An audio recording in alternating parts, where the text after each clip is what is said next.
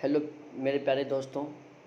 देखो, मैं पिछले 3-4 दिन से अनाउंसमेंट कर रहा था हर बार कि मैं जल्द ही एक करंट का वीडियो लेके आने वाला हूँ, जो हमारे नेट जेआरएफ के एग्ज़ाम के लिए बहुत ही इम्पोर्टेंट होगा। जो हमारा नेट जेआरएफ का एग्ज़ाम है, जो 15 सितंबर से लेकर 26 सितंबर के बीच में होने जा रहा है, ठीक है। इसके लिए ये वीडियो बहुत इम्पोर्टेंट रहेगा। और यहाँ पर मैं सारा का सारा कंटेंट जो करंट है वो बिल्कुल सिस्टमेटिक ढंग से इंक्लूड कर रहा हूँ। यदि आप इस वीडियो को पूरा देख लोगे, स्टार्ट से लेकर लास्ट तक देख लोगे, तो आपका करंट का एक भी क्वेश्चन बाहर नहीं जाएगा। ये है कि जो करंट है वो मैंने थोड़ा डीपली भी लिया है, थोड़ा लेंथ भी लिया है, क्योंकि 8-10 शिफ्ट में पेपर होगा ये टोटल। तो हर जगह अलग अलग क्वेश्चन बनेंगे, क्वेश्चन लेवल के बनेंगे, तो इसलिए हमें थोड़ा एक्स्ट्रा कंटेंट इकट्ठा करना ज़रूरी होता है। पहले पेपर एक शिफ्ट में होता था, एक ही पेपर होता था, तो उससे कम कंटेंट इकट्ठा करना होता था। लेकिन अब पेपर अलग अलग शिफ्टों में हो रहा है, अलग अलग तरह का पेपर हो रहा है, तो इसलिए हमें थोड़ा एक्स्ट्रा कंटेंट इकट्ठा करना होता है, ठीक है। तो करंट का पेपर है हमारा, करंट का कंटेंट है ये, करंट फॉर यूजीसी नेट, ठीक है। और यहाँ पर हम कुछ क्वेश्चन इंक्लूड कर रहे हैं आपके सामने। आप चाहो तो इन सभी क्वेश्चंस की पीडीएफ भी ले सकते हो, और ये ऐसे करंट की पीडीएफ भी ले सकते हो, जिसके कॉन्टैक्ट नंबर आपको आगे देखने को मिल जाएंगे। और यदि चैनल पर नए हो तो प्लीज़ एक बार ज़रूर चैनल को सब्सक्राइब करें, क्योंकि हम आपको 100% बहुत अच्छा स्कोर करवा के रहेंगे यदि आप हमें यहाँ पर फॉलो करते हो तो, ठीक है। बाकी की बात है हम जैसे जैसे आगे बढ़ेंगे आपको बताएंगे। प्लीज़ एक बार चैनल को ज़रूर सब्सक्राइब कर लो। मैं आगे बढ़ूँ, आगे का कंटेंट पढ़ाऊँ, उससे पहले मेरी रिक्वेस्ट है कि एक बार चैनल को ज़रूर सब्सक्राइब कर लो, बेल आइकन को दबा दो, वीडियो को लाइक कर दो। 1 मिनट। क्वेश्चन नंबर फर्स्ट, वर्तमान समय में समूचे भारत में डीम्ड यूनिवर्सिटी की कुल कितनी संख्या है? तो मेरे प्यारे दोस्तों, प्रेजेंट टाइम में भारत में डीम्ड यूनिवर्सिटी की संख्या है 123। कितनी है? 123। करंट का क्वेश्चन है।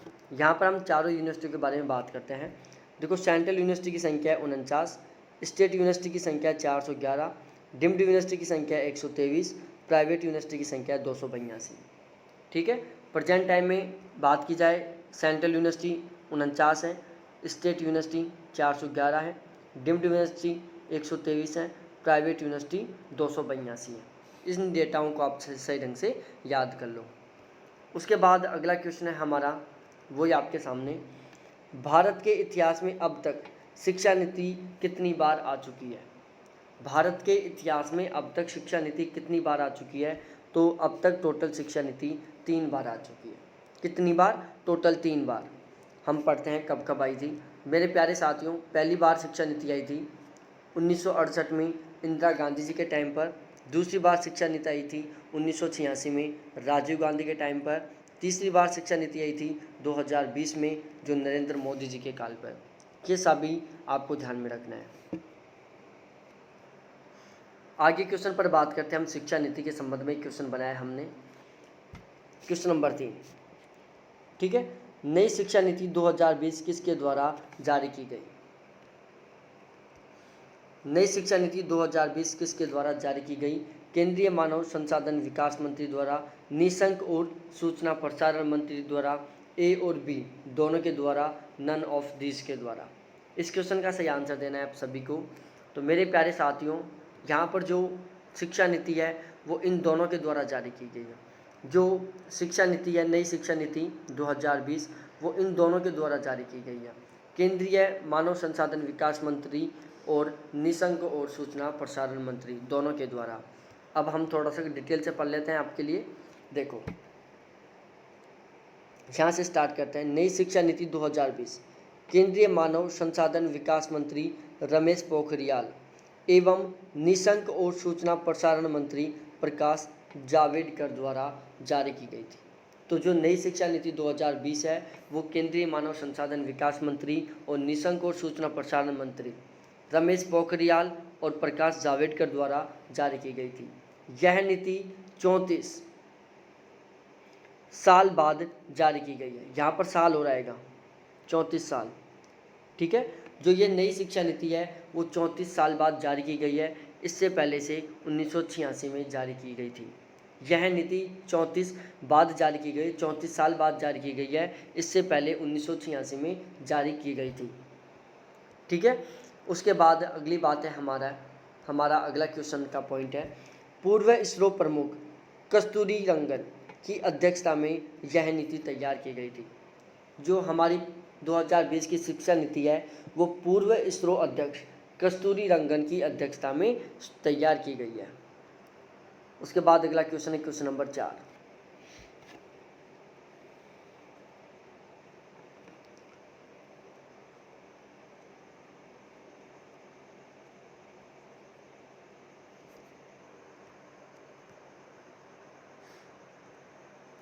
ठीक है, 2020 की शिक्षा नीति के बाद जीडीपी का कितना फीसदी शिक्षा पर खर्च किया जाएगा?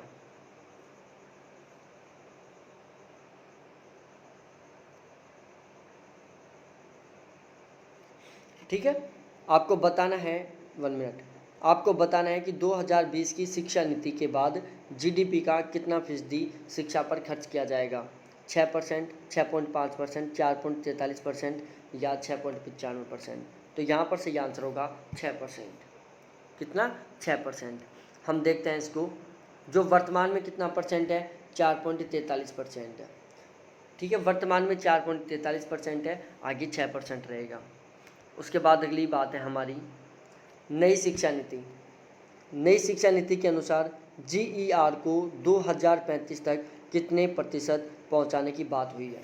नई शिक्षा नीति के अनुसार जीईआर को 2035 तक कितने परसेंट तक पहुंचाने की बात हुई है? 50%, 45%, 55% और 30%। ठीक है, तो हम बिल्कुल डिटेल से पढ़ते हैं इन सारी चीज़ों को।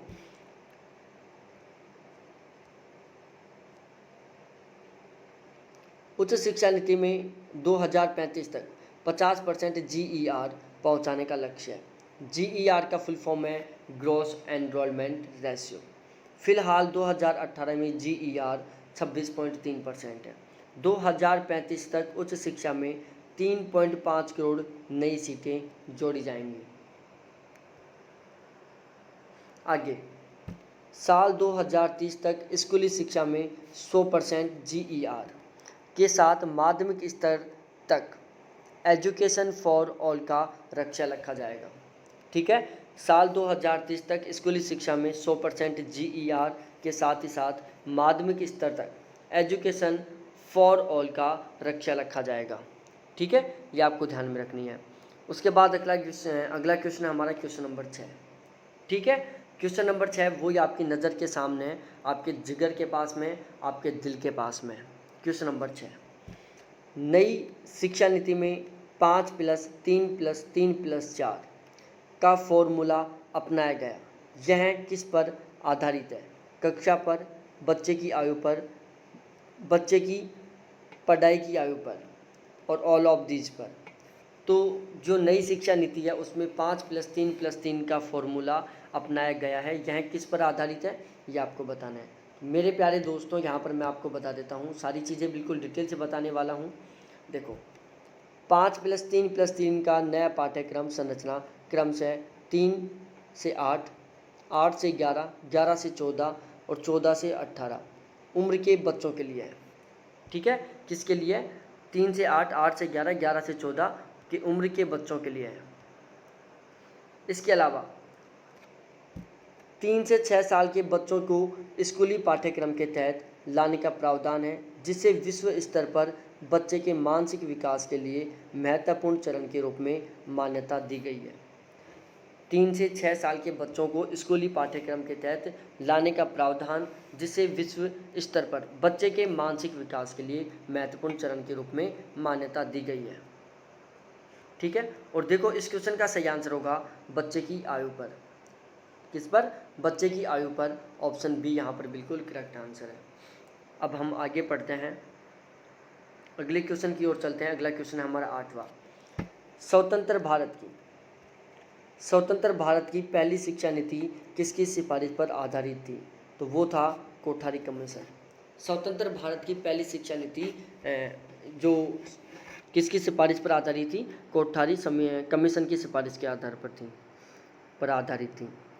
अब देखो मैंने स्टार्टिंग में बताया था, यदि आप PDF लेना चाहते हो तो PDF ले सकते हो। ये कॉन्टैक्ट नंबर है 7891350470 और यहाँ पर आपको मात्र 15 रुपये का पे करना पड़ेगा। आपको 15 रुपये का पे करके और आप ये PDF ले सकते हो। PDF के कॉन्टैक्ट नंबर आपके सामने है। टोटल 25 पेज के आसपास की PDF है। आपका टोटल 45 रुपये का खर्चा होगा और ये करंट की PDF आपके पास अवेलेबल हो जाएगी फोटो कॉपी निकलवा कर, क्योंकि यहाँ पर 15 रुपये चार्ज आपको मेरे को देना पड़ेगा और 20 से 25 रुपये चार्ज आपको ई मित्र वाले को देना पड़ेगा, जिससे आप इसका प्रिंट निकलवा पाओगे। तो यहाँ पर आपको PDF लेनी है तो आपको 15 रुपये का पे करना पड़ेगा और आप ये PDF ले सकते हो। ध्यान रखना, अब की बार करंट के पहले की तरह, जैसे जून वाली शिफ्ट में, दिसंबर वाली शिफ्ट में कभी 1 तो कभी 2 करंट के क्वेश्चन आते थे, उसी तरह से अब की बार भी 1 या 2 करंट के क्वेश्चन 100% आएंगे।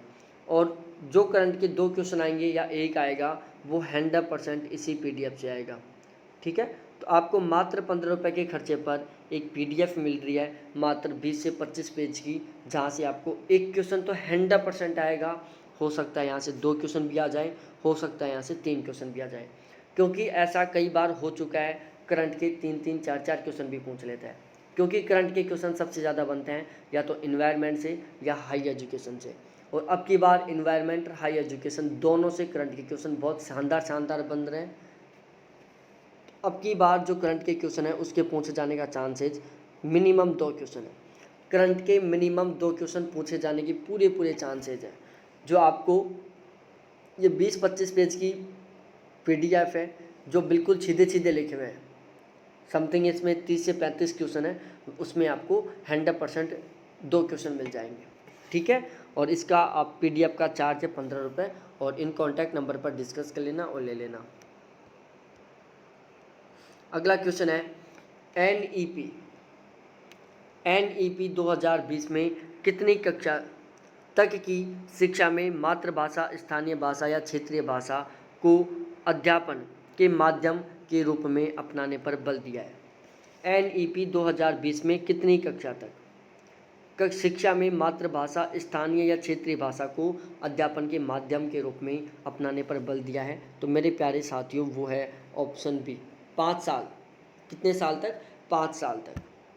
अब हम इसके बारे में थोड़ा बहुत पढ़ लेते हैं। देखो बहुत प्यारी बातें लिखी हुई हैं। शिक्षा नीति से अब की बार क्वेश्चन आने के पूरे चांसेज हैं, क्योंकि ये एक नया पॉइंट है।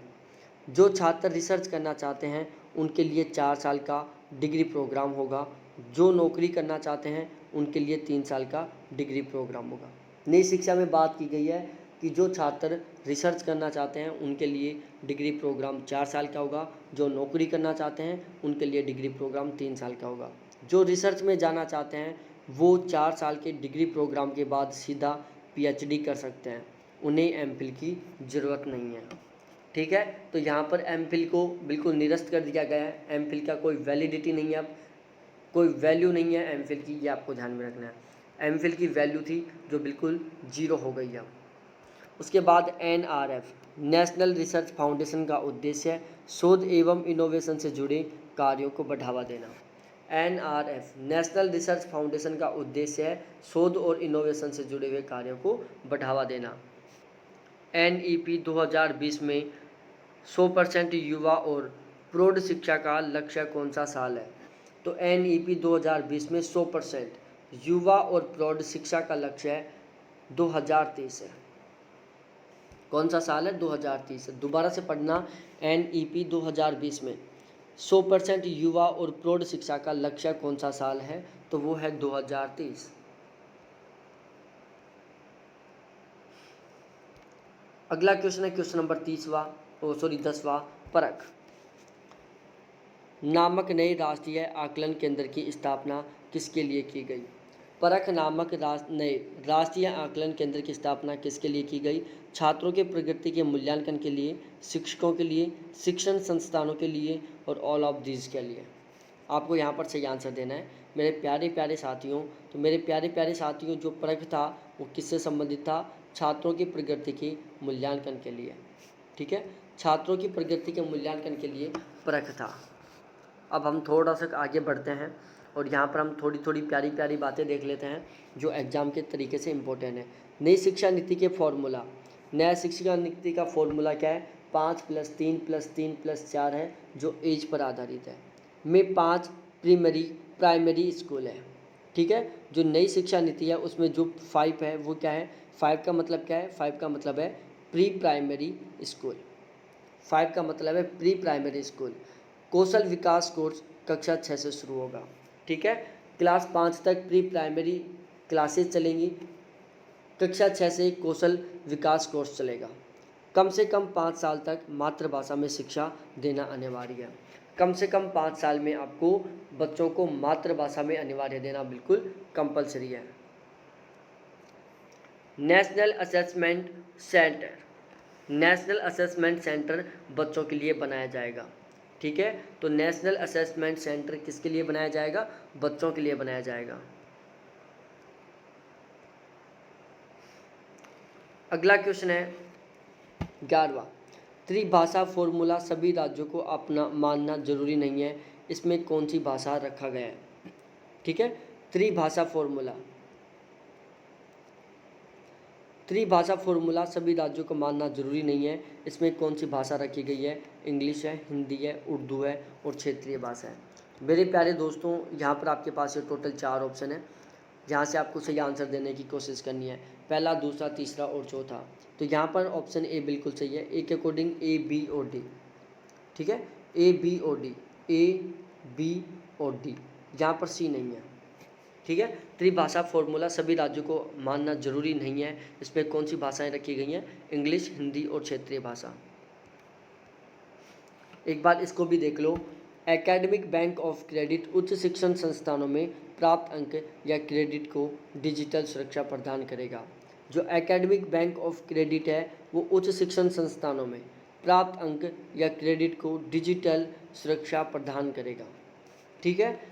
तो बिल्कुल इसी तरीके से कंटिन्यू रहें, अब की बार जेएफ निकालना है, हमारा ये टारगेट है, किसी भी हालत में निकालना पड़े लेकिन हमें अब की बार जेएफ निकालना है, ठीक है। मेरे प्यारे प्यारे साथियों, मेरे प्यारे प्यारे दोस्तों, आज का बिल्कुल देखो इसी तरीके से हम यहाँ पर पूरा कंप्लीट पढ़ाएंगे। इसके अलावा देखो प्रेजेंट टाइम में मैं फर्स्ट पेपर की बताता हूँ, मैं फर्स्ट पेपर के मेरे 2 लाइव आते हैं, एक सुबह 10 बजे आता है, ठीक है, एक रात को 10 बजे लाइव आता है। और मेरा फर्स्ट पेपर में टारगेट है 1500 प्लस प्रैक्टिस क्वेश्चन सॉल्व करवाना, वो भी इम्पोर्टेंट। इसके अलावा 70% प्लस का स्कोर करवाना, ये मेरा टारगेट है। इसके अलावा बता दूं ज्योग्राफी, तो जियोग्राफी की मेरी लाइव क्लास आती हैं, एक 2 बजे आती है दोपहर में, एक शाम को 6:30 बजे आती है, ठीक है। और यहाँ पर भी मेरा टारगेट है 70% प्लस का स्कोर करवाना, प्लस में 1800 के आसपास ऑब्जेक्टिव क्वेश्चन सॉल्व करवाना, ठीक है।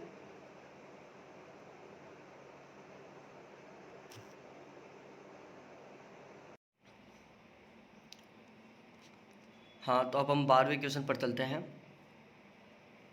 क्वेश्चन नंबर 12वां बहुत प्यारा सा, बहुत इंपॉर्टेंट क्वेश्चन है। पर्यावरण निष्पादन सूचकांक 2020 में पहला स्थान किस देश ने हासिल किया? डेनमार्क ने, लग्जमबर्ग ने, फ्रांस ने या स्वीडन में? तो ध्यान रखना, पर्यावरण निष्पादन सूचकांक 2020 में पहला स्थान प्राप्त किया था किसने? डेनमार्क ने, ऑप्शन ए ने। ऑप्शन ए कौन सा है? डेनमार्क है, ठीक है। अब हम इसको थोड़ा थोड़ा पढ़ लेते हैं। पर्यावरण निष्पादन सूचकांक, इन्वायरमेंट परफॉर्मेंस इंडेक्स, EPI, जून 2019 में जारी किया गया। उसके बाद इसमें पहला स्थान था डेनमार्क का, दूसरा स्थान था लग्जमबर्ग का, तीसरा स्थान था स्विट्जरलैंड का। ये सारे आपको ध्यान में रखने हैं, ठीक है। EPI रैंकिंग 2020 के अकॉर्डिंग था ये। इसमें निम्नतम स्थान था लाइबेरिया का, लाइबेरिया इसमें सबसे नीचे के पायदान में था। अगला क्वेश्चन है हमारा क्वेश्चन नंबर 13वां। EPI रैंकिंग में भारत का कौन सा स्थान था? EPI रैंकिंग में भारत का 168वां स्थान था, जो कि 27.6 के स्कोर के साथ, ठीक है। EPI में भारत का स्थान था 168वां, जो कि 27.6 के स्कोर के साथ। वही PDF लेनी है आपको तो मेरे कॉन्टैक्ट नंबर है 7891350470, इनके ऊपर कॉन्टैक्ट करें। चार्ज मात्र 15 रुपये, PDF का चार्ज आपका मात्र 15 रुपये लगेगा, ठीक है। उसके बाद EPI रैंकिंग यह समझने में मदद करती है कि कौन सा देश पर्यावरणीय चुनौतियों का प्रबंधन बेहतर तरीके से कर रहा है। EPI यह समझने में मदद करती है कि कौन सा देश पर्यावरणीय चुनौतियों का प्रबंधन बेहतर तरीके से कर रहा है। EPI 2020 जून में जारी की गई थी, ठीक है।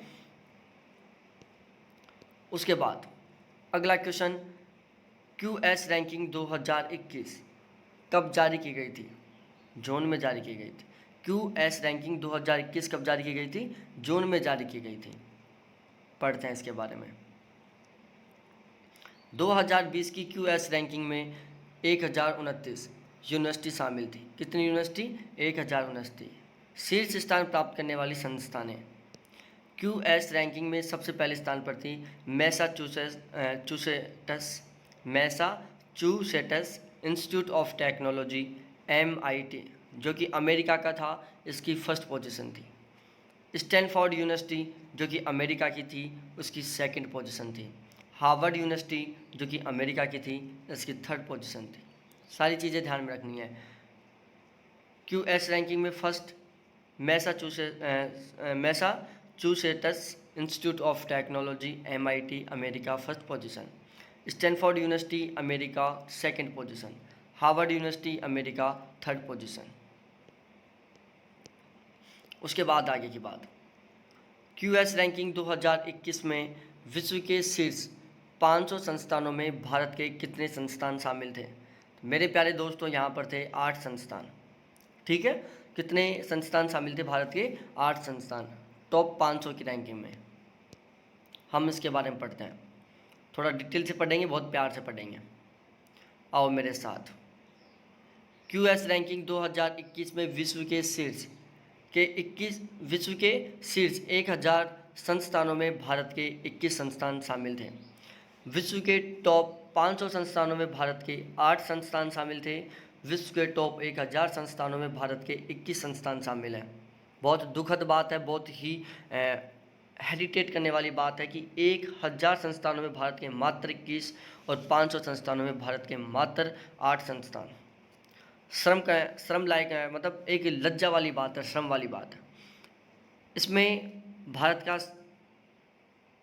की फर्स्ट पोजीशन रखने वाली इंस्टीट्यूट कौन सी है? भारत के फर्स्ट पोजीशन रखती है IIT बॉम्बे, जिसने ओवरऑल 172वां स्थान हासिल किया। उसके बाद सेकंड पोजीशन पर है IISc बेंगलोर, जिसने ओवरऑल 185वां स्थान हासिल किया। थर्ड पोजीशन पर है IIT दिल्ली, जिसने ओवरऑल 193वां स्थान हासिल किया, ठीक है।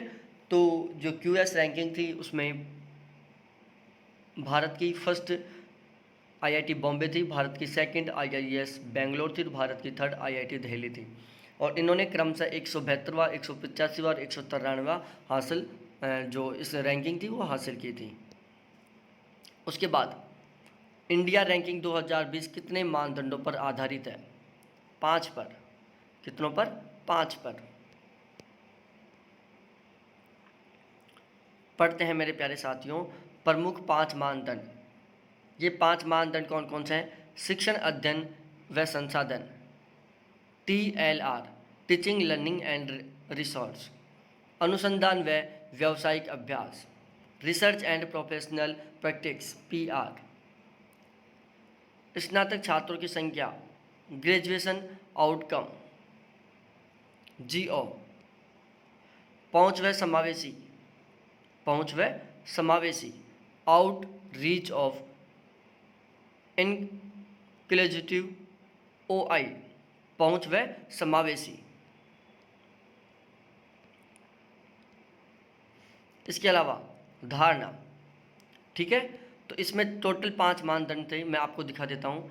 प्रमुख 5 मानदंड, पहला शिक्षण, अध्ययन व संसाधन जिसको TLR बोलते हैं।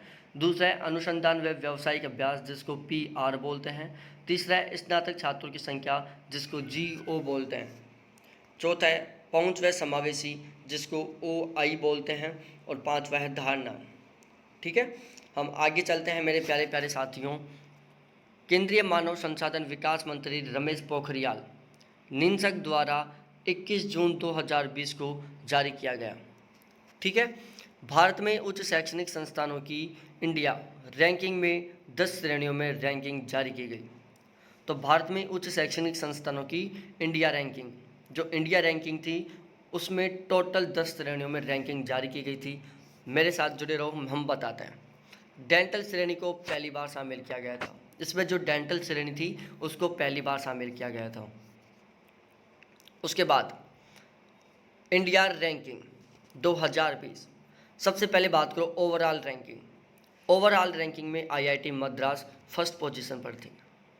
ठीक है, उसके बाद बात करो विश्वविद्यालय रैंकिंग। विश्वविद्यालय रैंकिंग में भारतीय विज्ञान संस्थान जो बेंगलोर में है उसने फर्स्ट पोजीशन हासिल किया। उसके बाद अभियांत्रिकी इंजीनियरिंग में देखी जाए तो आईआईटी मद्रास इसने फर्स्ट पोजीशन हासिल की। उसके बाद मैनेजमेंट में देखा जाए, प्रबंधन में देखा जाए तो आईआईएम अहमदाबाद इसने फर्स्ट पोजीशन हासिल की। उसके बाद यदि महाविद्यालय या कॉलेजों में देखी जाए तो मिरांडा हाउस कहाँ पर है, दिल्ली में है, इसने फर्स्ट पोजीशन हासिल की। ठीक है, किसने फर्स्ट महाविद्यालय कॉलेजों में फर्स्ट पोजीशन किसकी थी? मिरांडा हाउस की थी। कहाँ पर है? दिल्ली में। उसके बाद फार्मेसी, फार्मेसी में फर्स्ट पोजीशन थी जामिया हमदर्द यूनिवर्सिटी जो कि न्यू दिल्ली में, इसने फर्स्ट पोजीशन हासिल की थी। ठीक है, उसके बाद बात की जाए मेडिकल। मेडिकल में अखिल भारतीय आयुर्विज्ञान संस्थान नई दिल्ली, मेडिकल में अखिल भारतीय आयुर्विज्ञान संस्थान न्यू दिल्ली इसने फर्स्ट पोजीशन हासिल की। उसके बाद देखी जाए कानून, कानून में national law of school of India universities, कानून में national law of school India university ने फर्स्ट पोजीशन हासिल की। और ये national law of school of India university कहाँ पर है? बेंगलोर में। तो कानून में फर्स्ट पोजीशन किसकी थी? इसकी थी, national law school of India university की, और जो बेंगलोर में। आगे देखो मेरे प्यारे दोस्तों, वास्तुकला, architecture, IIT Kharagpur first position हासिल की। उसके बाद देखी जाए डेंटल, जिसे फर्स्ट टाइम इस लिस्ट में, इंडिया रैंकिंग लिस्ट में शामिल किया गया है। डेंटल में था मौलाना Azad Institute of dental sciences जो कहाँ पर है? दिल्ली में, फर्स्ट पोजीशन हासिल की। ठीक है, इस तरीके से हमें सारी चीज़ें ध्यान में रखना है, यहाँ से क्वेश्चन बनते हैं। ठीक है, अगला क्वेश्चन है 18वां, वही आपकी नज़र के सामने, आपके दिल के पास में, आपके जिगर के पास में। क्वेश्चन नंबर 18, निम्न पर गौर करो कौन सा सही है। आओ मेरे साथ, मैं पढ़ता हूँ आपके साथ। मणिपुर दुनिया का पहला ऑर्गेनिक राज्य है, बताना है कि कौन सा सही है। 18वां क्वेश्चन, मणिपुर दुनिया का पहला ऑर्गेनिक राज्य है। भारत दुनिया का 5वां सबसे बड़ा जैविक खेती वाला देश है। जैविक खेती में सुधार के लिए विजय देसाई, जैविक खेती में सुधार के लिए विजय देसाई रेड्डी की अध्यक्षता वाली 31 सदस्यीय स्थायी संसदीय समिति ने अपनी रिपोर्ट प्रस्तुत की। उसके बाद चौथी बात है, ऑर्गेनिक प्रोडक्शन जोन और ई ऑर्गेनिक बाजार स्थापित करने से निर्यात को प्रोत्साहन मिलता है। ये टोटल 4 बातें हैं, आपको बतानी है कौन सी बात बिल्कुल सही है। मेरे प्यारे साथियों, यहाँ पर ऑप्शन डी बिल्कुल सही है। डी के अकॉर्डिंग देखी जाए तो यहाँ पर तीसरी और चौथी बात सही है। इन दोनों बातों का आप स्क्रीनशॉट ले लो, इनको अच्छी तरीके से याद करना, घोट घोट के पीना, इन दोनों का दिल से हटा दो क्योंकि ये दोनों गलत हैं। अब ये आपकी नज़र के सामने नहीं आने चाहिए और ये 2 बात आपके दिल में पहुंच जानी चाहिए। कोशिश करो मेरी आवाज़ के साथ ही आपके दिल में पहुंच जाएं, सबसे बेस्ट रहेगा। यहाँ पर हम बता देते हैं, भारत दुनिया का 9वां सबसे बड़ा जैविक खेती वाला देश है। सिक्किम भारत का पहला ऑर्गेनिक राज्य है। ठीक है, भारत दुनिया का 9वां सबसे बड़ा जैविक खेती वाला देश है। सिक्किम भारत का पहला ऑर्गेनिक राज्य है। प्यारी प्यारी बातें हैं, प्यारी प्यारी, आपको अच्छे तरीके से ध्यान में रखनी है। करंट के क्वेश्चन हर बार 1 या 2 आते हैं। एकमात्र चैनल है जो आपको करंट के क्वेश्चन प्रोवाइड करवा रहा है। साथ ही साथ यदि आपने अभी तक मेरे चैनल को सब्सक्राइब नहीं किया है तो प्लीज़ सब्सक्राइब करो। और मैं दिन में टोटल 4 लाइव चलाता हूँ, 2 फर्स्ट पेपर के और 2 ज्योग्राफी के। फर्स्ट पेपर का पहला लाइव होता है मॉर्निंग में 10 बजे, जिसमें मैं प्रेजेंट टाइम में तो दिसंबर 2019 के पेपर सोल्व करवा रहा हूँ, क्योंकि जून के हमारे कंप्लीट हो चुके हैं, 1 या 2 पेपर बचे हुए हैं। उसके बाद मॉर्निंग के 10 बजे भी मैं practice question solve करवाऊँगा, per day 50 question. Night को 10 बजे फर्स्ट पेपर का दूसरा लाइव होता है, जिसमें मैं regular 50 question with full description solve करवाता हूँ। मेरे क्वेश्चनों में वो क्वेश्चन शामिल होते हैं जो सिंपल नहीं होते। इसमें मैं सिंपल क्वेश्चनों को ऐड नहीं करता, क्योंकि इनको हम सब सोल्व कर देते हैं। इसमें मैं उन सभी क्वेश्चनों को भी ऐड नहीं करता जो बहुत डिफ़िकल्ट हैं और जो बहुत कम मात्रा में आते हैं, जिनको याद करने में बहुत ज़्यादा टाइम लगता है। यहाँ पर मैं उन क्वेश्चनों को ऐड किया हूँ जहाँ से क्वेश्चन बनते हैं जो हमें इम्पोर्टेंट हैं। ठीक है, बिल्कुल सेम सिस्टम ज्योग्राफी में। ज्योग्राफी के 2 लाइव हैं, एक दोपहर को 2 बजे, एक शाम को 6:30 बजे। दोनों में मैं प्रैक्टिस क्वेश्चन सोल्व करवा रहा हूँ। एक वीडियो में समथिंग मैं 75 के आसपास क्वेश्चन सोल्व करवाता हूँ, वो भी फुल डिस्क्रिप्शन के साथ। तो प्लीज़ 75% प्लस का स्कोर करने के लिए एकमात्र चैनल है जो आपको ये सारी चीज़ें बिल्कुल फ्री में प्रोवाइड करवा रहा है। आप चाहो तो मेरा क्रैक कोर्स ज्वाइन कर सकते हो। क्रैक कोर्स ज्वाइन कर सकते हो मात्र 100 रुपये में एक पेपर का। इससे कम चार्ज कोई भी नहीं लेगा, मात्र 100 रुपये एक पेपर का। ठीक है, तो अब हम मिलते हैं क्वेश्चन नंबर 19 के साथ। क्वेश्चन नंबर 19वां आपकी नज़र के सामने। इलेक्ट्रिक वाणिज्यिक विमान से संबंधित निम्न कथनों पर विचार करो। दुनिया के पहले पूरी तरह से इलेक्ट्रिक वाणिज्यिक विमान का सफल परीक्षण वैंकूवर में किया गया। ठीक है, कहाँ पर? वैंकूवर में। आपको बताना है कि कौन सा सही है। अभी तो कथन ही पढ़ रहा हूँ मैं। प्यारे साथियों, इसमें कार्बन उत्सर्जन 0 होता है। क्या होता है? कार्बन उत्सर्जन 0 होता है। वो दोनों बातें बिल्कुल सही है। यहाँ पर पहली वाली बात भी सही थी, वैंकूवर वाली भी, और दूसरी बात ये भी सही है। पढ़ लो वैंकूवर वाली बात कि दुनिया के पहले पूरी तरह से इलेक्ट्रिक वाणिज्यिक विमान का सफल परीक्षण वैंकूवर में किया गया। इसमें कार्बन उत्सर्जन 0 होगा। अगला क्वेश्चन बहुत प्यारा सा, सबसे ज़्यादा रिपीट होने वाला क्वेश्चन। सतत विकास लक्ष्य सूचकांक 2020 एस सस्टेनेबल डेवलपमेंट रिपोर्ट में भारत का कौन सा स्थान प्राप्त हुआ? सतत विकास लक्ष्य सूचकांक 2020 सस्टेनेबल डेवलपमेंट रिपोर्ट में भारत को कौन सा स्थान प्राप्त हुआ? मेरे प्यारे साथियों, भारत का स्थान था 117वां। ठीक है, हम पढ़ते हैं आपके साथ थोड़ा सा मिलकर। सतत विकास रिपोर्ट 2020 में कुल 166 देशों को शामिल किया गया था। इस सूचकांक में विभिन्न देशों के 17 वैश्विक लक्ष्यों के मामले में अनेक उनके प्रदर्शन के आधार पर रैंकिंग दी गई। इस सूचकांक में विभिन्न देशों के 17 वैश्विक लक्ष्यों के मामले में उनके प्रदर्शन के आधार पर रैंकिंग दी गई। रैंकिंग देखते हैं हम। भाई, पहली रैंकिंग थी स्वीडन की। पहली रैंकिंग स्वीडन की 84.7 के साथ। दूसरी पोजीशन डेनमार्क की 84.6 के साथ। तीसरी रैंकिंग फिनलैंड की 83.8 के साथ। आगे चलते हैं। वही बात एक बिल्कुल सिंपल सी। पीडीएफ लेना चाहते हो तो मेरे कॉन्टैक्ट नंबर 7891350470 पर कॉन्टैक्ट करें। चार्ज मात्र 15 रुपये। इस सूची में सेंट्रल अफ्रीकन रिपब्लिक सबसे अंतिम स्थान पर था। उसकी पोजीशन थी 166वीं। जो सस्टेनेबल डेवलपमेंट रिपोर्ट थी उसमें सबसे निचले पायदान पर था सेंट्रल अफ्रीकन रिपब्लिक, जिसका 166वां स्थान था। उसके बाद बात करते हैं मेरे प्यारे दोस्तों, वैश्विक प्रतिभा प्रतिस्पर्धा सूचकांक 2020 ग्लोबल टैलेंट कॉम्पिटिटिव इंडेक्स 2020 में भारत का स्थान था 72वां। वैश्विक प्रतिभा प्रतिस्पर्धा सूचकांक 2020 में भारत का स्थान था 72वां। आगे बात करते हैं।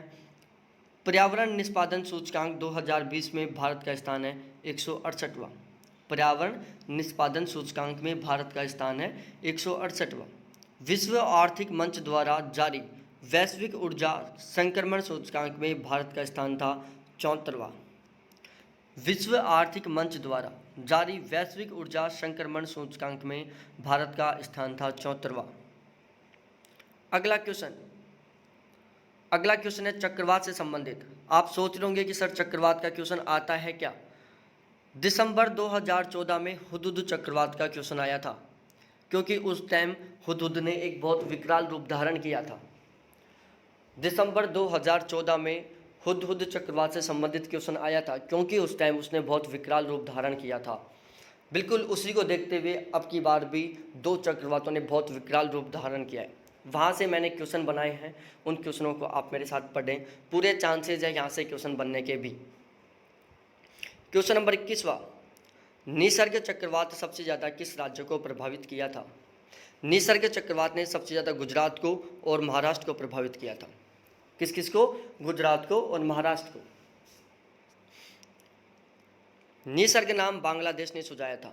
जो ये निसर्ग नाम है ये बांग्लादेश के द्वारा दिया हुआ था। यह चक्रवात अरब सागर में उठा था। कहाँ पर? अरब सागर में उठा था। अगला क्वेश्चन, अम्फान चक्रवात कौन से सागर में उत्पन्न हुआ। अम्फान चक्रवात कौन से सागर में उत्पन्न हुआ? बंगाल की खाड़ी में। अम्फान चक्रवात बंगाल की खाड़ी में उत्पन्न हुआ था, ध्यान में रखना है। बाकी 3 ऑप्शन अरब सागर, हिंद महासागर, जावा सागर हैं, लेकिन अम्फान चक्रवात बंगाल की खाड़ी में उत्पन्न हुआ था। आगे देखो, अम्फान नाम थाईलैंड ने दिया था। जैसे निर्गस नाम बांग्लादेश ने दिया था, उसी तरीके से अम्फान नाम थाईलैंड ने दिया था। अम्फान से प्रभावित राज्य है पश्चिमी बंगाल, उड़ीसा। ये 2 स्टेट हैं जो अम्फान से सबसे ज़्यादा प्रभावित थे। एक का नाम है पश्चिमी बंगाल, दूसरा का नाम है उड़ीसा। अम्फान से प्रभावित देश, अम्फान ने भारत को ही नहीं, इसके साथ साथ और भी कंट्रीज़ को प्रभावित किया था, जिसमें है बांग्लादेश, भारत, मालदीव, म्यांमार, ओमान, श्रीलंका और थाईलैंड। ये कुछ कंट्रीज़ हैं और ये कुछ स्टेट हैं जिनको अम्फान ने बहुत ही हद तक प्रभावित किया था। 2020 में आए अन्य हिंद महासागर में उत्पन्न होने वाले चक्रवात। 2020 में और भी कुछ चक्रवात थे जो हिंद महासागर में उत्पन्न हुए थे, जिनका नाम भी आपको थोड़ा थोड़ा ध्यान में रखना है। अर्बक, अर्नब, एक का नाम है अर्नब, आग, अजार, व्योम, तेज, गति, पीकू। तो ये कुछ चक्रवात थे। अर्नब है, आग है, अजार है, व्योम है, तेज है, गति है और पीकू है। ये कुछ चक्रवात थे। ये वो चक्रवात हैं जो 2020 में हिंद महासागर में उत्पन्न हुए हैं और इन्होंने बहुत बड़ी मात्रा में तबाही मचाई है। अगला क्वेश्चन है, यहाँ से देख लो, अम्फान, निर्गस, अर्नब, आग, अजार, व्योम, तेज, गति, पिंकू समस्त उष्णकटिबंधीय चक्रवात थे। ये जितने भी चक्रवात हैं ये सारे के सारे क्या थे? उष्णकटिबंधीय चक्रवात थे। ट्रॉपिकल साइक्लोन थे, इंग्लिश में ट्रॉपिकल साइक्लोन, उष्णकटिबंधीय चक्रवात। अम्फान एक सुपर साइक्लोन था। अम्फान क्या था? एक सुपर साइक्लोन था, महान चक्रवात था। ये क्या था? महाचक्रवात था, सुपर साइक्लोन था। उसके बाद अगला क्वेश्चन, कुछ प्रमुख दिवस। There we discussing on special days, some special days. कुछ इंपॉर्टेंट दिवस हैं जिनका हम यहाँ पर आपके साथ डिस्कस करने वाले हैं। सबसे पहला सिविल दिवस, सबसे ज़्यादा रिपीट होने वाला क्वेश्चन, जिसको इंग्लिश में सेक्रेटरी डे बोलते हैं। कब मनाया जाता है? 21 अप्रैल को। विश्व आर्द्रभूमि दिवस कब मनाया जाता है? 2 फरवरी को। विश्व रेडियो या विश्व महिला दिवस कब मनाया जाता है? 13 फरवरी को। विश्व वन्यजीव दिवस या राष्ट्रीय रक्षा दिवस कब मनाया जाता है? 3 मार्च को। विश्व वानिकी दिवस 21 मार्च को। विश्व जल दिवस 22 मार्च को। ठीक है। उसके बाद विश्व मौसम विज्ञान दिवस 23 मार्च को। अंतर्राष्ट्रीय पृथ्वी दिवस 22 अप्रैल को। विश्व पर्यावरण दिवस 5 जून को। जनसंख्या दिवस 11 जुलाई को। ये सारे वो इम्पोर्टेंट डेज हैं जो एग्जाम में पूछते जाते रहते हैं। विश्व प्रकृति संरक्षण दिवस 28 जुलाई को। शिक्षक दिवस 5 सितंबर को। विश्व साक्षरता दिवस 8 सितंबर को। विश्व ओजोन दिवस 16 सितंबर को।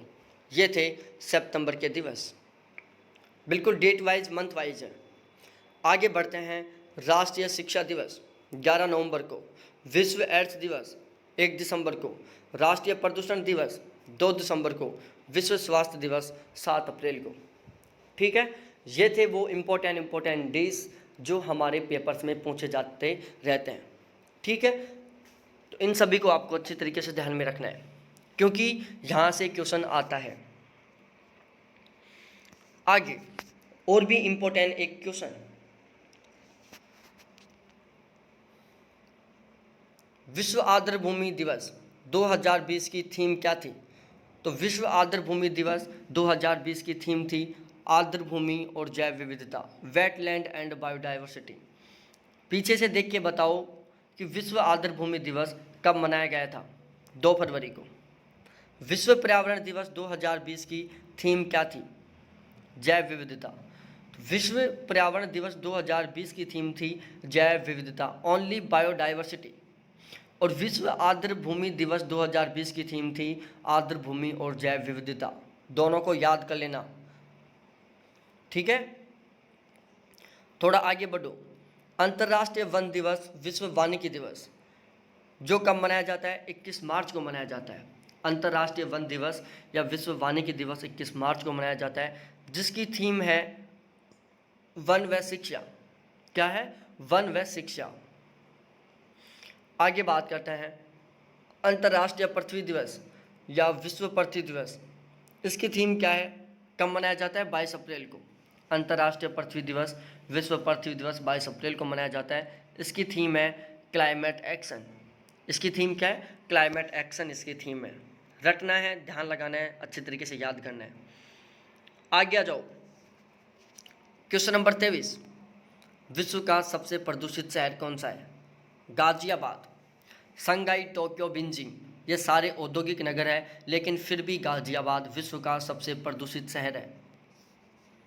ठीक है, आगे गाजियाबाद PM 2.5 का सर्वाधिक उत्सर्जन करने वाला स्थान है। देश नहीं, स्थान है। ठीक है, शहर भी बोल सकते हो आप। विश्व का सबसे प्रदूषित शहर गाजियाबाद विश्व का सबसे ज़्यादा 2.5 का उत्सर्जन करने वाला शहर है। आगे हम बात करते हैं विश्व के सबसे प्रदूषित देश। तो विश्व के सबसे प्रदूषित देशों में सबसे पहली पोजीशन है बांग्लादेश की, उसके बाद कम प्रदूषण है पाकिस्तान, उससे कम प्रदूषित है मंगोलिया, उससे कम प्रदूषित है अफगानिस्तान, और प्रदूषण में भारत का 5वां स्थान है। भारत विश्व का सबसे बड़ा 5वां प्रदूषक देश है। ओके मेरे प्यारे दोस्तों, प्यारे साथियों, फिर हम चलते हैं भारतीय वन रिपोर्ट की ओर, क्योंकि ये भी 2020 में जारी की गई है। यहाँ से क्वेश्चन बनने के पूरे चांसेज हैं।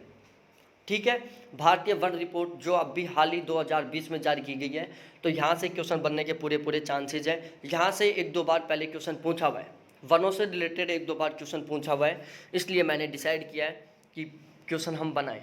ध्यान रखना, आप सोच रहे होंगे कि ये पूरा कंटेंट है, क्या यहाँ से एक क्वेश्चन ही आएगा? देखो, यहाँ से कम 10 से 15 क्वेश्चन बनेंगे। 10 से 15 क्वेश्चन 100% आएंगे, लेकिन वो सभी के सभी क्वेश्चन हैं जो अलग अलग शिफ्ट में होंगे। सपोज डैट आपकी शिफ्ट में एक क्वेश्चन आया, दूसरी शिफ्ट में फिर एक क्वेश्चन आ गया, तीसरी शिफ्ट में फिर एक क्वेश्चन आ गया, तो ऐसे टोटल कुल मिला के 15 क्वेश्चन तो आएंगे ही। 100% 15 क्वेश्चन तो आएंगे ही। हो सकता है आपकी शिफ्ट में एक क्वेश्चन आए, 2 क्वेश्चन आए, लेकिन वो भी आपको इसी PDF से मिल जाएगा। ठीक है, भारतीय वन रिपोर्ट। ठीक है, देश में वनों एवं वृक्षों से आच्छादित कुल क्षेत्रफल कितना है? 8,72,776, 8,07,276। इसको आप मत याद करो चाहे, जो भौगोलिक क्षेत्र का 24.56% है। तो भारत में या देश में वनों एवं वृक्षों से आच्छादित कुल क्षेत्रफल जो भौगोलिक क्षेत्रफल का कितना है? 24.56% है। ठीक है, उसके बाद अगला क्वेश्चन, कुल भौगोलिक क्षेत्रफल का वनावरण क्षेत्र कितना है? 7,12,249 है, जो कुल भौगोलिक क्षेत्र का 21.67% है। ठीक है, वो 24% था, ये 21% है। दोनों को याद करना। यहाँ पर देश में वनों एवं वृक्षों से आच्छादित कुल क्षेत्रफल है, यहाँ पर कुल भौगोलिक क्षेत्र का वन आवरण है। ठीक है, दोनों में, इन दोनों में आपको कंपेयर करके याद करना है, अंतर करके याद करना है इन दोनों को। यहाँ पर 24.56 है, यहाँ पर 21.7 है। उसके बाद सर्वाधिक वनों वाले राज्य क्षेत्रफल के आधार पर, सर्वाधिक वन क्षेत्रफल वाले राज्य हैं मध्य प्रदेश, अरुणाचल प्रदेश, छत्तीसगढ़।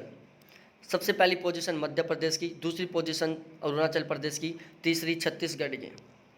आगे बात करते हैं सर्वाधिक वनावरण प्रतिशत वाला राज्य।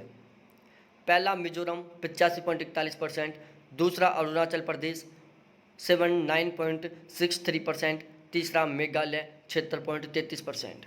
ठीक है, सर्वाधिक वनावरण प्रतिशत वाले राज्य मिजोरम 85.41%, अरुणाचल प्रदेश 79.63%, मेघालय 76.33%। आगे सर्वाधिक वन क्षेत्रफल में वृद्धि वाला राज्य, सर्वाधिक वन क्षेत्रफल में वृद्धि वाला राज्य कौन सा है? कर्नाटक। कर्नाटक में सबसे ज़्यादा वनों में वृद्धि हुई है। आगे बढ़ो मेरे साथ, मेरे प्यारे प्यारे साथियों, हम पढ़ते हैं AISHE। किसके बारे में? AISHE। इसका फुल फॉर्म है all India survey on higher education. AISHE all India survey on higher education, उच्च शिक्षा पर अखिल भारतीय सर्वेक्षण, इसको हिंदी में बोलते हैं। अब हम पढ़ते हैं इसको। AISHE की शुरुआत MHRD द्वारा 30 सितंबर 2010 में हुई। हाई एजुकेशन में ये करंट से भी बनता है और ये विदाउट करंट से भी बनता है। AISHE हाई एजुकेशन में करंट से भी बन रहा है, विदाउट करंट से भी बन रहा है, इसलिए आपको ध्यान में रखना है कि AISHE की शुरुआत MHRD द्वारा 30 सितंबर 2010 में की गई थी। सर्वेक्षण में देश के सभी संस्थानों को शामिल किया गया और इस सर्वेक्षण में देश के समस्त संस्थानों को शामिल किया गया था जो उच्च शिक्षा प्रदान करने में संलग्न है, जो उच्च शिक्षा प्रदान करने में संलग्न है। उसके बाद इस सर्वेक्षण के कुछ उद्देश्य थे। सर्वेक्षण के उद्देश्य, पहला उद्देश्य देश में उच्च शिक्षा के सभी संस्थानों की पहचान करना, देश के उन समस्त संस्थानों की पहचान करना जो उच्च शिक्षा प्रोवाइड करवाते हैं। उच्च शिक्षा के विभिन्न पहलुओं पर सभी उच्च शिक्षा संस्थानों से डेटा एकत्र करना। ठीक है, तो जो AISHE सर्वे है उसके दो उद्देश्य थे। पहला उद्देश्य था देश में उच्च शिक्षा के सभी संस्थानों की पहचान करना, दूसरा उद्देश्य है उच्च शिक्षा के विभिन्न पहलुओं पर सभी उच्च शिक्षा संस्थानों से डेटा एकत्र करना। आगे बढ़ते हैं मेरे प्यारे दोस्तों। हाल ही में उच्च शिक्षा पर अखिल भारतीय सर्वेक्षण AISHE 2018-19 जारी किया गया है। ध्यान रखना, 2020 में जो जारी रिपोर्ट होती है वो 2018-19 के डेटाओं पर आधारित होती है। अब 2019-20 की रिपोर्ट है जो 2021 में जारी होगी, इसलिए आप सोचना मत कि ये पिछला साल का रिपोर्ट है, ये अब की बार का ही रिपोर्ट है। 2019-20 आगे जारी किया जाएगा। ठीक है, अब हम इसको पढ़ते हैं। CABE केंद्रीय शिक्षा सलाहकार बोर्ड, केंद्रीय शिक्षा सलाहकार बोर्ड की विशेष बैठक के उद्घाटन के मौके पर AISHE 2018-19 जारी किया गया। CABE केंद्रीय शिक्षा सलाहकार बोर्ड की विशेष बैठक के उद्घाटन मौके पर AISHE 2018-19 जारी किया गया।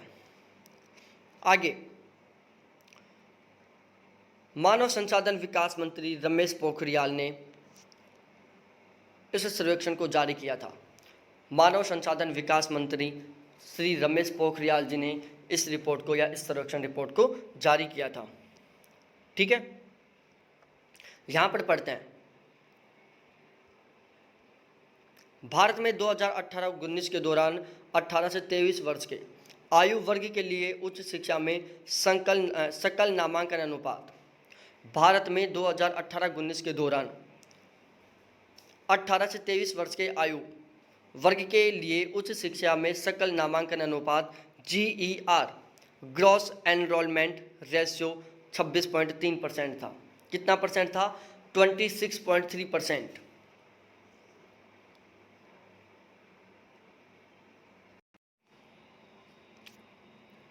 भारत में 2018-19 के दौरान 18 से 23 वर्ष के आयु वर्ग के लिए उच्च शिक्षा में सकल नामांकन अनुपात GER ग्रॉस एनरोलमेंट रेशियो 26.3% है। ठीक है, सॉरी,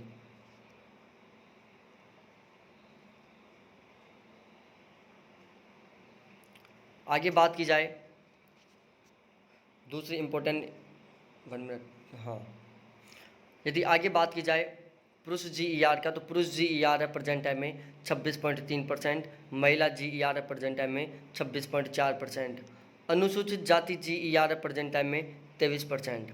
देखो ऐसा क्वेश्चन जून 2013 में आया था। ठीक है, ऐसा क्वेश्चन जून 2013 में आया था कि अनुसूचित जाति का GER कितना है, तो वो था 23%। अनुसूचित जनजाति का GER है 17.2%। कितना है? 17.2%। उसके बाद विश्वविद्यालयों की संख्या 903 2017-18 में से बढ़कर 993 2018-19 में हो गई। तो प्रेजेंट टाइम में जो विश्वविद्यालय की संख्या 993 है, जो कि 2017-18 की रैंकिंग में 903 थी, जबकि उच्च शिक्षण संस्थानों की कुल संख्या 51,649 हो गई। ठीक है, प्रेजेंट टाइम में उच्च शिक्षण संस्थानों की टोटल संख्या है 51,649।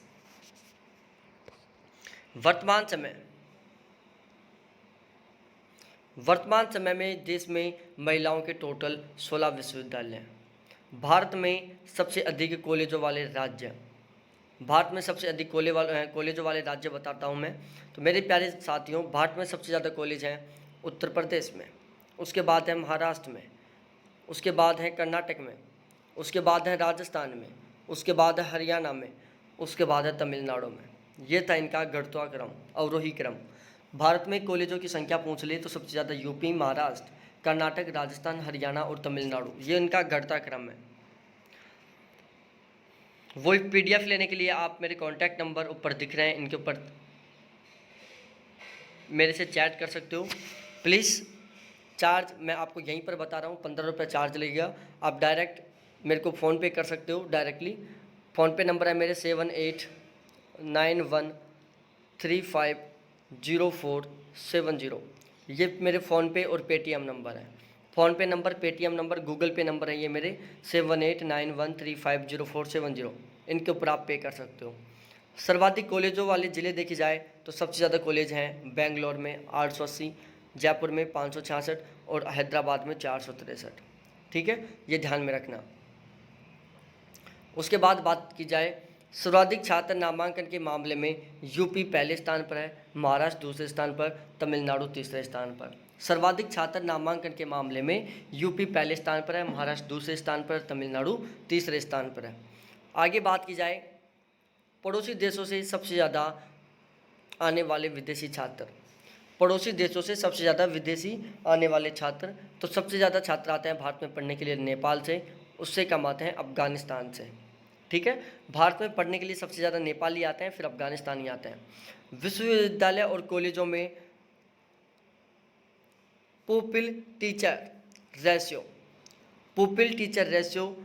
PTR 29 है। ठीक है, विश्वविद्यालय और कॉलेजों में जो पुपिल रेशियो टीचर रेशियो है PTR वो 29 है। कितना है? 29 है। ठीक है, ये आपको ध्यान में रखना। उसके बाद वही बात लिखी हुई है यहाँ पर भी, चाहो तो आप। उसके बाद अगला क्वेश्चन है QS वर्ल्ड रैंकिंग 2021। हम यहाँ डिस्कस करेंगे QS वर्ल्ड रैंकिंग के मामले पर। विश्व के श्रेष्ठ विश्वविद्यालयों को 6 मापदंडों के आधार पर दी गई है। जो QS रैंकिंग है वो विश्व के श्रेष्ठ विश्वविद्यालयों को 6 मापदंडों के आधार पर रैंकिंग दी गई है। इसके अलावा दुनिया के टॉप 500 शैक्षणिक संस्थानों में भारत के 8 संस्थान ही शामिल हैं। ठीक है, ये QS रैंकिंग है जो मैं पढ़ा चुका हूँ, यहाँ पर ये दोबारा से रिपीट हो चुका है। ये बात पढ़ लो, भारत के IIT Bombay QS world ranking 2021 में 172वें स्थान हासिल किया है। यह भारत का पहला विश्वविद्यालय, ये मैं पहले पढ़ा चुका हूँ।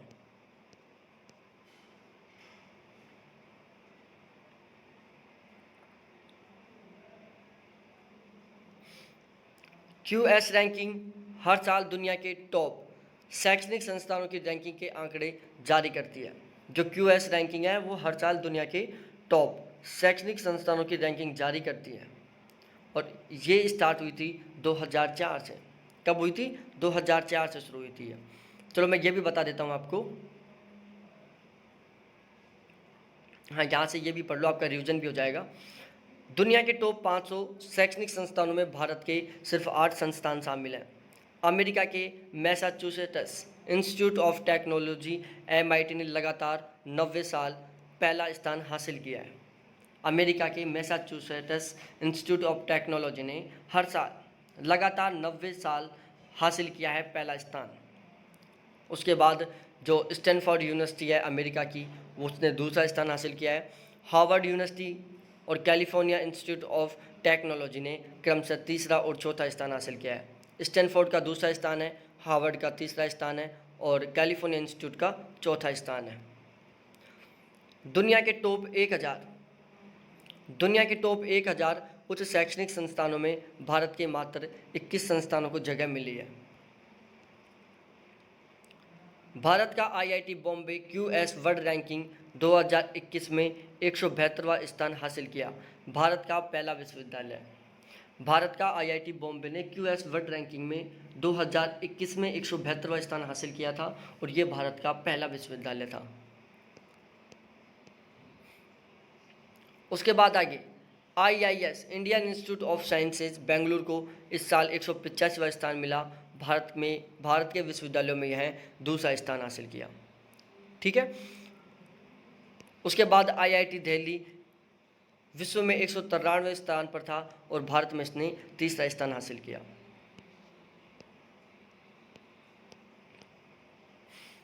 उसके बाद हम बात करते हैं इंडिया रैंकिंग NIRF।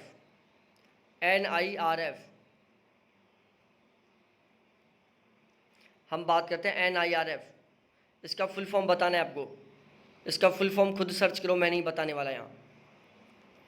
ठीक है। इंडिया रैंकिंग 2020 की टॉप संस्थान ओवरऑल IIT मद्रास, विश्वविद्यालयों में IISc बेंगलोर। ठीक है। उसके बाद बात की जाए यदि इंजीनियरिंग में IIT मद्रास, मैनेजमेंट में IIM अहमदाबाद, कॉलेजों में मिरांडा हाउस न्यू दिल्ली, चिकित्सा में एम्स न्यू दिल्ली, कानून में NLU बेंगलोर, वास्तुकला में IIT खड़गपुर। इसके अलावा डेंटल में Maulana Azad Institute of Medical Sciences Delhi. अगला क्वेश्चन, अर्थ डे पृथ्वी दिवस कब मनाया जाता है? 22 अप्रैल को मनाया जाता है। पहला पृथ्वी दिवस कब मनाया गया था? 22 अप्रैल 1970 को मनाया गया था। इसकी थीम क्या है? जो 22 अप्रैल को पृथ्वी दिवस मनाया जाता है, इसकी थीम क्या है? इसकी थीम है क्लाइमेट एक्शन। क्या है? Climate action. अर्थ डे शब्द का सबसे पहले प्रयोगकर्ता कौन थे? जूलियन कॉनिग थे। जूलियन कॉनिग। अर्थ डे शब्द का सबसे पहले प्रयोग जूलियन कॉनिग ने किया था। किसने? जूलियन कॉनिग ने। हाँ तो फ्रेंड्स, हम आगे बढ़ते हैं, अपनी जो आगे का कंटेंट है उसमें हम थोड़ा सा आगे चलते हैं। देखो यहाँ पर वापस मैं बता रहा हूँ, PDF लेने के लिए आपको मेरे कॉन्टैक्ट नंबर हैं, इनके ऊपर आपको मेरे से कॉन्टैक्ट करना होगा। ठीक है।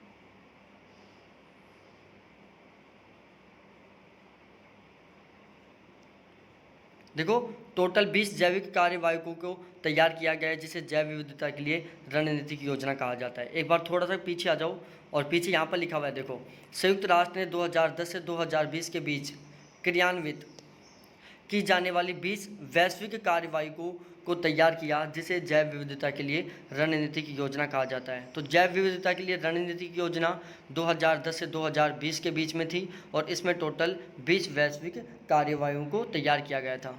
अगला क्वेश्चन है हमारा, यहाँ पर फोकस करो थोड़ा सा मेरे प्यारे दोस्तों। देखो यहाँ पर लिखा हुआ है क्वेश्चन नंबर 24 में, 2 मार्च 2020 को केंद्र सरकार ने मध्य प्रदेश में, एक बार थोड़ा सा जूम कर लेता हूँ मैं, हाँ देख लो यहाँ पर, 2 मार्च 2020 को केंद्र सरकार ने मध्य प्रदेश में राष्ट्रीय चंबल अभ्यारण्य को पारिस्थितिकी रूप से संवेदनशील क्षेत्र घोषित किया। 2 मार्च 2020 को केंद्र सरकार ने मध्य प्रदेश में राष्ट्रीय चंबल अभ्यारण्य को पारिस्थितिकी रूप से संवेदनशील क्षेत्र घोषित किया। यह अभ्यारण्य गंगा, डॉल्फिन एवं घड़ियाल के लिए प्रसिद्ध है। तो जो राष्ट्रीय चंबल अभ्यारण्य है वो किस किस के लिए प्रसिद्ध है? गंगा, डॉल्फिन और घड़ियाल के लिए प्रसिद्ध है। उसके थोड़ा सा आगे चलते हैं मेरे प्यारे दोस्तों। ये बात मैं आपको बता चुका हूँ, विश्व गुणवत्ता रिपोर्ट, ठीक है, लेकिन एक बार दोबारा रिपीट कर देता हूँ। विश्व वायु गुणवत्ता रिपोर्ट के अनुसार आबादी के हिसाब से बांग्लादेश PM 2.5 प्रदूषण में सबसे ज़्यादा प्रभावित है। जो बांग्लादेश है, यदि आबादी के अकॉर्डिंग देखा जाए तो PM 2.5 के प्रदूषण में सबसे ज़्यादा प्रभावित है। उसके बाद है अफगानिस्तान, मंगोलिया, पाकिस्तान, सबसे ज़्यादा बांग्लादेश है। बांग्लादेश के बाद में है पाकिस्तान, मंगोलिया और अफगानिस्तान। पहली स्थिति बांग्लादेश की है, दूसरी स्थिति पाकिस्तान की है, तीसरी मंगोलिया की है और चौथी अफगानिस्तान की है, ठीक है। और उसके बाद 5वें स्थान पर है हमारा भारत। हमारा भारत का यहाँ पर बांग्लादेश, पाकिस्तान, मंगोलिया और अफगानिस्तान के बाद में 5वां स्थान है। इस रिपोर्ट में चाइना का 11वां स्थान है। चाइना 11वें स्थान पर गया, ठीक है। उसके बाद थोड़ा सा आगे चलते हैं मेरे प्यारे साथियों। दूसरी बात बताने जा रहा हूँ मैं आपको, वो सुनो आप। विश्व का सबसे प्रदूषित देश है बांग्लादेश, पाकिस्तान, मंगोलिया, अफगानिस्तान और भारत। दिल्ली NCR का गाजियाबाद विश्व के सबसे प्रदूषित शहर में के रूप में सामने आया, ठीक है। जो दिल्ली NCR का जो गाजियाबाद शहर है, दिल्ली NCR का जो गाजियाबाद शहर है वो विश्व का सबसे प्रदूषित शहर के रूप में सामने आया है। उसके बाद है चीन का होतन। चीन का एक होतन प्रांत है, चीन में होतन नामक जगह, होतन। तो चीन की जो होतन है उसका गाजियाबाद के बाद दूसरा स्थान है, ठीक है। तो ये आपको ध्यान में रखना। विश्व के 30 प्रदूषित शहरों में भारत के 21। देखो कितनी बड़ी प्रोग्रेस है। भारत ने विश्व के 30 सबसे ज़्यादा प्रदूषित शहरों में अपने 21 शहरों को शामिल किया उसमें। और विश्व का सबसे सर्वाधिक प्रदूषित शहर दिल्ली का गाजियाबाद है, उसके बाद चाइना का होतन है। उसके बाद आ जाओ मेरे प्यारे दोस्तों, विश्व के 10 सबसे ज़्यादा ट्रैफिक वाले शहरों में भारत के 4। विश्व के 10 सबसे ज़्यादा ट्रैफिक वाले शहरों में भारत के 4। ध्यान से पढ़ना। विश्व के विश्व के 10 सबसे ज़्यादा ट्रैफिक वाले शहरों में भारत के 4। बेंगलुरु ट्रैफिक के मामले में विश्व का सबसे खराब शहर है, ठीक है। तो विश्व के 10 सबसे ज़्यादा ट्रैफिक वाले शहरों की बात की जाए तो उसमें भारत के टोटल 4 शामिल है, जिसमें बेंगलोर सबसे खराब कंडीशन है। यदि ट्रैफिक का मामला देखा जाए तो उसमें बेंगलोर की कंडीशन सबसे ज़्यादा खराब है। उसके बाद भारत दुनिया का 9वां सबसे बड़ा जैविक खेती वाला देश बना है। भारत दुनिया का सबसे बड़ा 9वां, कौन सा 9वां बड़ा जैविक खेती वाला देश बना है। भारत दुनिया का सबसे बड़ा 9वां जैविक खेती वाला देश बना है। सिक्किम भारत का पहला ऑर्गेनिक राज्य है, और जो सिक्किम है वो भारत का पहला ऑर्गेनिक राज्य है। 2 बातें हैं, भारत विश्व का सबसे बड़ा जैविक खेती वाला 9वां देश बना है। कौन सा है? 9वां देश। दोबारा से रिपीट कर रहा हूँ, भारत दुनिया का 9वां सबसे बड़ा जैविक खेती वाला देश बना है, जबकि सिक्किम भारत का सब पहला ऑर्गेनिक राज्य है। जो सिक्किम है वो भारत का पहला ऑर्गेनिक राज्य है। सिक्किम भारत का पहला ऑर्गेनिक राज्य है। आगे आ जाओ। PSLV polar satellite launch vehicle, ध्रुवीय उपग्रह प्रमोचन वाहन। इसरो के अध्यक्ष कौन है? AS किन्नर कुमार है। प्रेजेंट टाइम में इसरो के अध्यक्ष कौन है? AS किन्नर कुमार है। कौन है? AS किन्नर कुमार। प्रेजेंट टाइम में इसरो के अध्यक्ष हैं AS किन्नर कुमार। यहाँ पर पढ़ लेते हैं।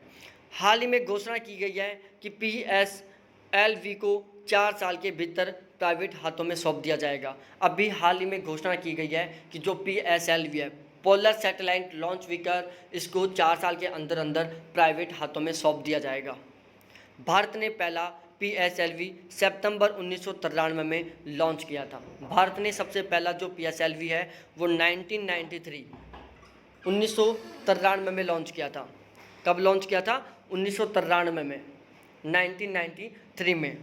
अब तक कुल 33 PSLV परीक्षण किए जा चुके हैं, ठीक है। अब तक टोटल 33 PSLV परीक्षण किए जा चुके हैं। ये सारी चीज़ें आपको अच्छी तरीके से ध्यान में रखना है। उसके बाद आगे चलते हैं, हाल ही में भारत द्वारा कौन सा सैटेलाइट लॉन्च किया गया था।